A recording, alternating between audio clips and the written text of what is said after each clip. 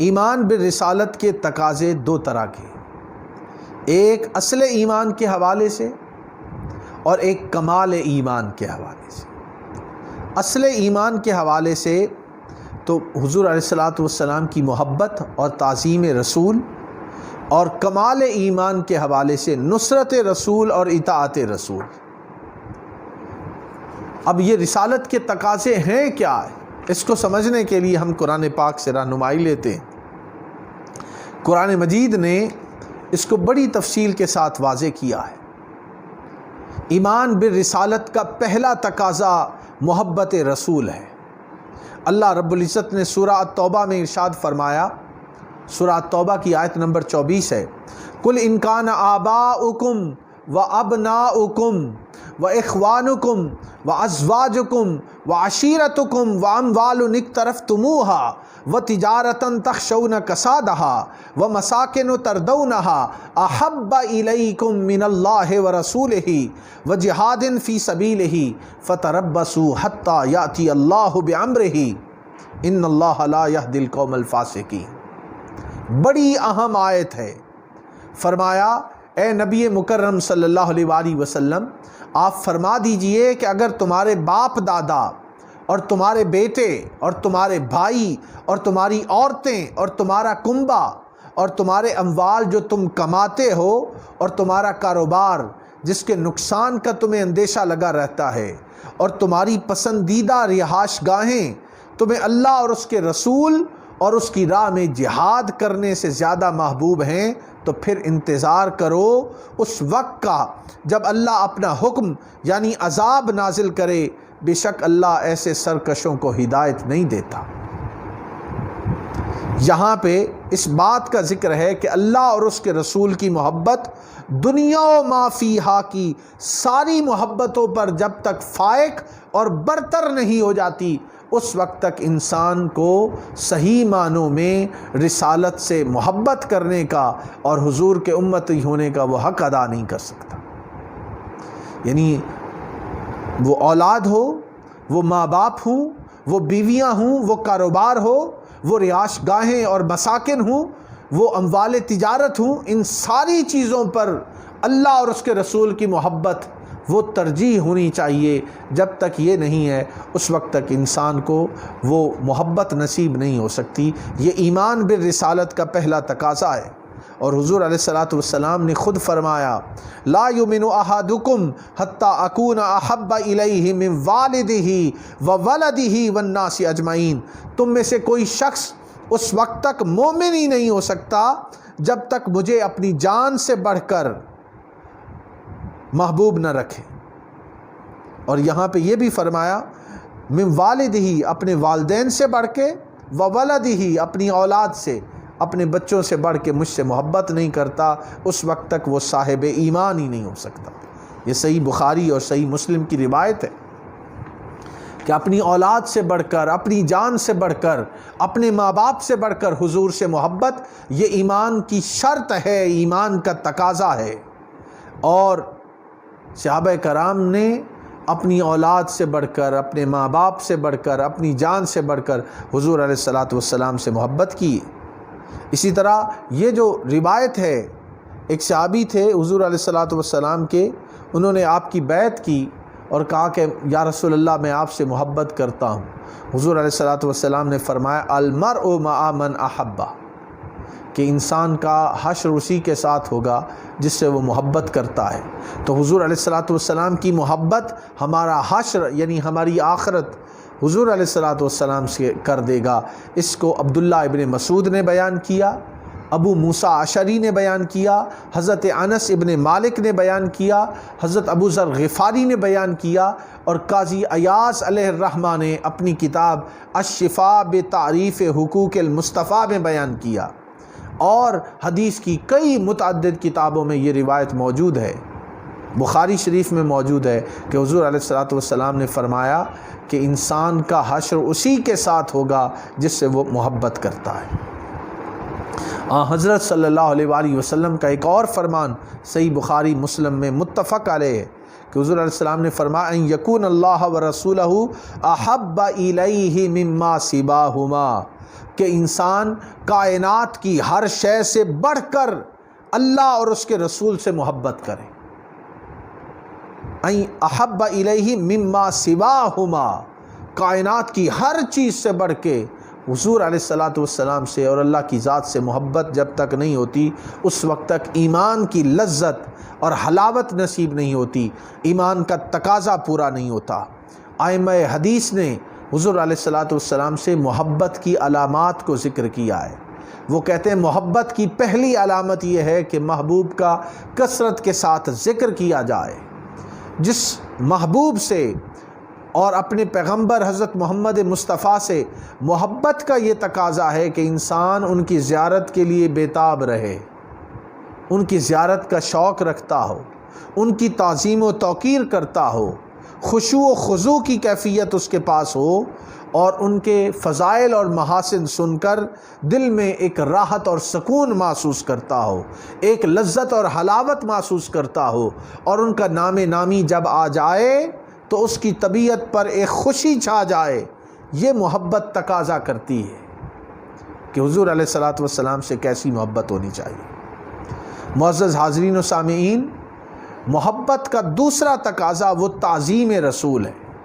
سورہ الاعراف اس کی آیت نمبر 157 میں ارشاد ہوتا ہے فَالَّذِينَ آمَنُوا بِهِ وَعَزَّرُوهُ وَنَصَرُوهُ وَاتَّبَعُوا النُّورَ الَّذِي أُنزِلَ مَعَهُ أُولَٰئِكَ هُمُ الْمُفْلِحُونَ. پس جو لوگ نبی اکرم صلی اللہ علیہ وآلہ وسلم پر ایمان لے آئیں وہ آپ کی تعظیم کریں، آپ کے مشن کی مدد کریں اور اس نور کی پیروی کریں جو آپ کے ساتھ اتارا گیا ہے. صرف وہی لوگ کامیاب ہونے والے. سورہ الاعراف میں فرمایا گیا وَاتَّبَعُوا النُّورَ الَّذِي أُنزِلَ مَعَهُ، ان کی تعظیم و توقیر کریں اور نصرت ان کے مشن کی مدد کریں اور اس نور کی پیروی کریں جو قرآن پاک کی صورت میں حضرت محمد مصطفیٰ صلی اللہ علیہ وآلہ وسلم کو عطا کیا گیا. تعظیم و توقیر سورہ الحجرات میں بیان ہوئی. فرمایا یا ایھا الذین آمنوا لا تقدموا بین یدی اللہ ورسولہ، اے اہل ایمان کسی بھی عمل کرنے میں اللہ اور اس کے رسول سے پہل نہ کیا کرو. واقعہ کیا تھا کہ کچھ صحابہ نے حضور علیہ الصلاۃ والسلام سے پہلے اپنی قربانی کر لی. اللہ تعالیٰ کو یہ بات گوارا نہ تھی، قرآن پاک کی آیت اتار دی لا تقدموا بین یدی اللہ ورسولہ. قربانی تو انہوں نے رسول پاک صلی اللہ علیہ وآلہ وسلم سے پہلے کی، مگر اللہ تعالیٰ نے قرآن کی آیت اتار دی کہ رسول سے پہل کرنا دراصل اللہ سے پہل کرنا ہے. پھر سورہ النور اس کی آیت نمبر 63 میں ارشاد ہوتا ہے فرمایا لا تجعلوا دعاء الرسول بینکم کدعاء بعضکم بعضا. تم رسول صلی اللہ علیہ وآلہ وسلم کو اس طرح عامیانہ انداز میں نہ پکارا کرو جیسے ایک دوسرے کو آپس میں پکارتے ہو. لا تجعلوا دعاء الرسول کدعاء بینکم کدعاء بعضکم بعضا، جیسے آپس میں ایک دوسرے کو بلا لیتے ہو. فرق رکھا کرو کون عام انسان ہے اور کون محبوب خدا ہے. قرآن مجید پہ جب غور کریں تو ہمیں حضور علیہ الصلاۃ والسلام کی تعظیم اور توقیر کا حکم دیا گیا ہے. کیا ہم نے قرآن پاک پر غور نہیں کیا کہ اللہ رب العزت نے بھی کبھی عام سے انداز میں نبی پاک صلی اللہ علیہ وآلہ وسلم کو نہیں بلایا؟ جب بلایا کہا یا ایھا النبی، یا ایھا الرسول، یا ایھا المزمل، یا ایھا المدثر. کبھی طٰہٰ کہا، کبھی یاسین کہا، باقی انبیاء کے نام سے پکارا، کہا یا آدم، یا ابراہیم، یا داؤد، یا عیسیٰ، نام سے پکارتا رہا. مگر جب نبی پاک علیہ الصلاۃ والسلام کی باری آئی تو اللہ تعالیٰ نے آپ کو کبھی مزمل کہا، کبھی مدثر کہا، کبھی یا ایھا النبی کہا، کبھی یا ایھا الرسول کہا. اور اس سے یہ بات معلوم ہوتی ہے کہ ہم جب بھی نبی پاک صلی اللہ علیہ وآلہ وسلم کا نام لیں تو ادب سے لیں، محبت اور پیار سے لیں. سورہ الحجرات کی آیت نمبر 2 میں ارشاد ہوتا ہے لا ترفعوا اصواتکم فوق صوت النبی ولا تجہروا لہ بالقول کجہر بعضکم لبعض ان تحبط اعمالکم وانتم لا تشعرون۔ بڑا ہی اہم فرمان فرمایا، اے ایمان والو، اپنی آوازیں نبی صلی اللہ علیہ وآلہ وسلم کی آواز سے بلند نہ کرنا، اور ان سے اس طرح بے تکلفانہ انداز میں پکار کر بات نہ کیا کرو جیسے تم ایک دوسرے کو پکارتے ہو۔ ایسا کرو گے تو کیا ہوگا؟ تمہارے سب اعمال غارت جائیں گے اور تمہیں خبر بھی نہیں ہوگی۔ ان تحبط اعمالکم، تمہارے اعمال ضائع جائیں گے۔ ان تحبط اعمالکم وانتم لا تشعرون، تمہیں خبر بھی نہیں ہوگی۔ تو گویا حضور علیہ الصلاۃ والسلام کی آواز سے آواز بلند ہو جائے یا ہلکی سی بے ادبی ہو جائے تو اللہ پاک فرماتا ہے سارے عمل ضائع ہو جائیں گے اور تمہیں اس کی خبر بھی نہیں ہوگی۔ ایمان بھی ایک عمل ہے، اور جب انسان ہلکی سی بھی گستاخی حضور علیہ الصلاۃ والسلام کی کر دے گا تو وہ دولت ایمان سے بھی فارغ ہو جائے گا، وہ دائرہ اسلام سے بھی خارج ہو جائے گا۔ یہ قرآن مجید کا فیصلہ ہے۔ دیکھیے، کوئی انسان جتنا بھی گناہ گار ہو، مسلمان ہو، گناہ گار ہو، وہ بالآخر جنت میں جائے گا، وہ بالآخر جنت میں جائے گا۔ تو اعمال سارے انسان کے ضائع اسی صورت میں ہوتے ہیں جب وہ کفر میں چلا جائے۔ تو یہاں پہ اس آیہ پاک سے یہ معلوم ہوتا ہے کہ حضور علیہ الصلاۃ والسلام کی ادنا سی گستاخی جس کے کرنے سے انسان ایمان کی دولت سے بھی محروم ہو جاتا ہے، کتنی زیادہ احتیاط کی ضرورت ہے۔ حضور علیہ الصلاۃ والسلام کے معاملے میں انسان کو بہت زیادہ احتیاط کرنی چاہیے۔ تیسرا اہم بنیادی تقاضا ایمان بالرسالت کا وہ یہ ہے کہ رسول پاک صلی اللہ علیہ وآلہ وسلم کی نصرت کی جائے۔ نصرت رسول، نصرت رسول سے مراد یہ ہے کہ پیغمبرانہ مشن کی مدد کی جائے۔ جو پیغام لے کر آئے تھے، جو مشن تھا حضرت محمد مصطفیٰ صلی اللہ علیہ وآلہ وسلم کا، وہ مشن کیا تھا کہ انسانیت کو کفر و شرک سے نجات دلا کر اللہ کی معرفت اور پہچان عطا کی جائے، انہیں دائرہ کفر سے نکال کر دائرہ اسلام میں لایا جائے، اور جو اللہ کی معرفت نہیں رکھتے یا صرف نام کے مسلمان ہیں، ان کی مسلمانی کو نقطہ کمال تک پہنچایا جائے۔ یہ ہے نصرت رسول۔ آج امت کے بہت سے افراد وہ صرف نام کے مسلمان ہیں، اور بہت سے ایسے لوگ حضور کی امت میں بھی ہیں جو ابھی مسلمان ہی نہیں ہوئے۔ تو حضور علیہ الصلاۃ والسلام کی امت کی دو قسمیں ہیں، ایک امت دعوت، ایک امت اجابت۔ امت دعوت وہ ہے جنہوں نے ابھی اسلام قبول نہیں کیا، ان تک دین اسلام کی تعلیم پہنچانا یہ بھی ہماری ذمہ داری ہے۔ اور وہ مسلمان جو امت اجابت ہیں اور دین کی قدروں سے محروم ہیں، دین کی روح سے محروم ہیں، دین کو اپنی زندگیوں میں نافذ نہیں کرتے، ان کو بھی راہ راست پہ لانا یہ آج ہماری ذمہ داری ہے۔ یہ ہے نصرت رسول۔ دین اسلام کے دو پہلو ہیں، ایک اس کی ظاہری شوکت اور سیاسی تمکنت کا پہلو ہے، اس کے تحفظ کے لیے ہمیں کوشش کرنی ہے، اور ایک دین اسلام کا علمی، اخلاقی اور روحانی اقدار کا تحفظ ہے، یہ بھی ہماری ذمہ داری ہے۔ جب تک ہم ان دونوں ذمہ داریوں کو نبھائیں گے نہیں، ایمان بالرسالت کا یہ تیسرا تقاضا وہ پورا نہیں ہو سکتا۔